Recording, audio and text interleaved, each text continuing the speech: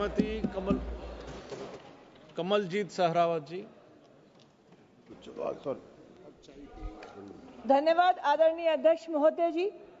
आज वक्त संशोधन बिल 2025 पर आपने मुझे अपनी पार्टी का पक्ष रखने का मौका दिया।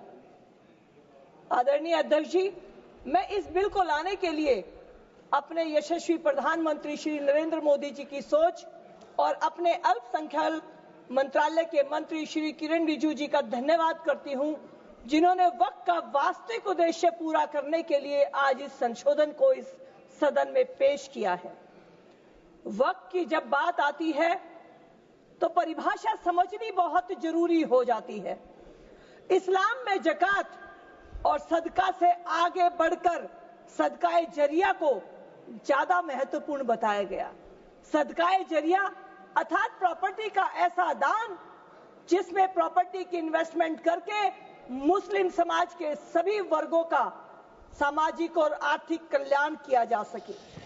और आज अगर हम कहें कि दान की परिभाषा, तो कुरान शरीफ के चैप्टर 2 सूरा अल बकारा और सूरा अल अमार के वर्ष 215 और 134 में इसी भावना को प्रदर्शित किया गया है।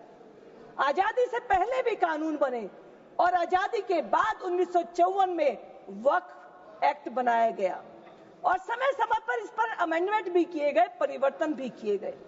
मेरे विपक्ष के साथियों ने बहुत लंबी बात रखी है, अनेक तकरीरें दी हैं, लेकिन इन तकरीरों में इस कानून में संशोधन क्यों ना किया जाए, इस पर कोई भी जस्टिफिकेशन उनकी तरफ से नहीं आई है। आज विश्व की सबसे अधिक संपत्ति भारत के वक्फ बोर्ड के पास है और ये सभी संपत्ति भारत के मुस्लिम समाज के आर्थिक और सामाजिक उत्थान के लिए उपयोग होनी चाहिए।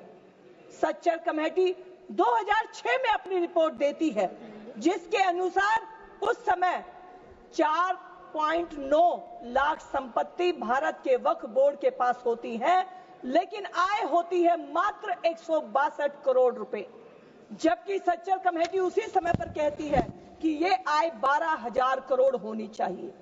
आज इस वक्त संशोधन बिल को सदन में लाया गया और स्वस्थ चर्चा यहाँ पर होनी चाहिए थी, लेकिन आदरणीय सभापति जी, विपक्ष के साथियों ने आज इसे भी राजनीति का अखाड़ा बना दिया और बहुत हैरानी हुई कि हमारे कांग्रेस के उपनेता ने जो बात कही कि इस बिल के आने से, वक्फ बोर्ड के संशोधन के आने से इस्लाम खतरे में है, और उससे भी बड़ी बात उन्होंने मजाक की कही कि अगर वो ना होते, अगर उनकी पार्टी के पूर्वज ना होते तो आज आजादी नहीं होती। उनके पूर्वजों ने लड़ाई लड़ी है और उन्होंने सवाल उठाया हमारे पूर्वजों के ऊपर कि आप नहीं थे।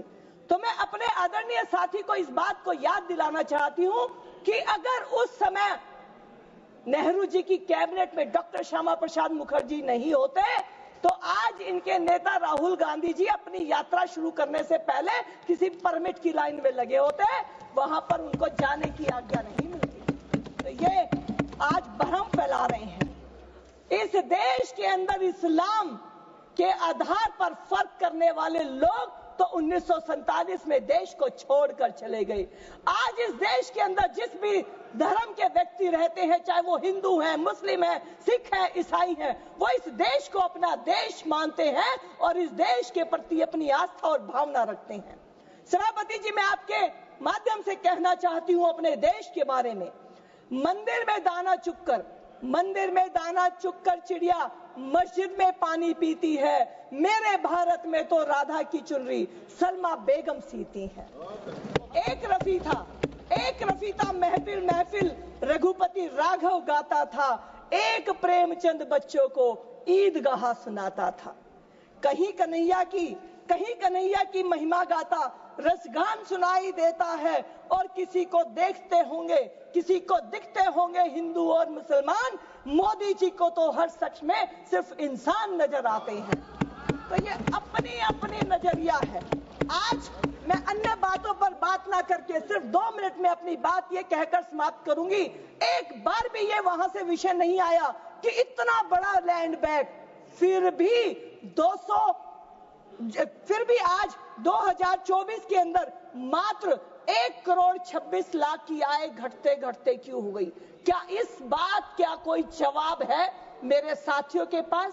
वक्फ बोर्ड की हिमायत में वो लोग बोले, लेकिन एक भी सवाल उनकी तरफ से नहीं उठाया गया कि वर्ष 2006 के अंदर जो 4 करोड़ 9 लाख संपत्ति थी, वो 2024 में बढ़कर 8,72,00,000 हो गई, लेकिन 2019 और 20 की 150 करोड़ की आय 2024 तक आते आते मात्र 1,26,00,000 हो गई।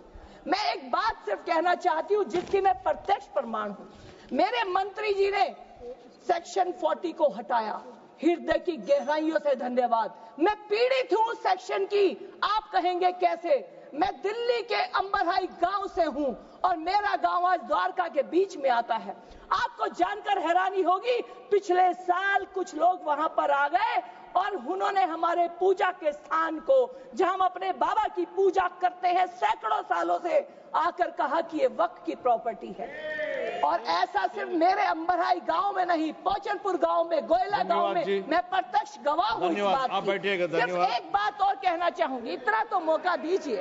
ये दिल्ली की आप कहिए कि चिराग के नीचे अंधेरा है। दिल्ली वक्फ बोर्ड के आप पोर्टल को उठाकर देख लीजिए, 1047। जी बिल्कुल है, मैं आपसे बात कर लूंगी, अभी मेरा समय कट जाएगा, अब बेकार में खराब नहीं करूंगी। 1047 प्रॉपर्टी दिल्ली के वक्फ बोर्ड के ऊपर है और उनका किराया देखिए, 1 रुपए से लेकर 11 रुपए तक है। दिल्ली वक्फ बोर्ड इसको वाइंड अप कर दीजिए। प्रॉपर्टीज 1 रुपए से 11 रुपए के किराए पर है। मैं आज सरकार के इस अभूतपूर्व फैसले का स्वागत करते हुए मैं कहना चाहती हूं, मेरी बहन ने वहां से बोला बहनों के बारे में, अरे कभी नहीं सोच पाए कि क्या कोई अकेली महिला हज पर जा सकती है, कभी 3 तलाक के बारे में नहीं सोचा। आज मुस्लिम धन्यवाद। माननीय मंत्री जी श्री किरण रिजिजू जी। माननीय मंत्री जी आप प्लीज बैठिए। उनका रिकॉर्ड में नहीं था।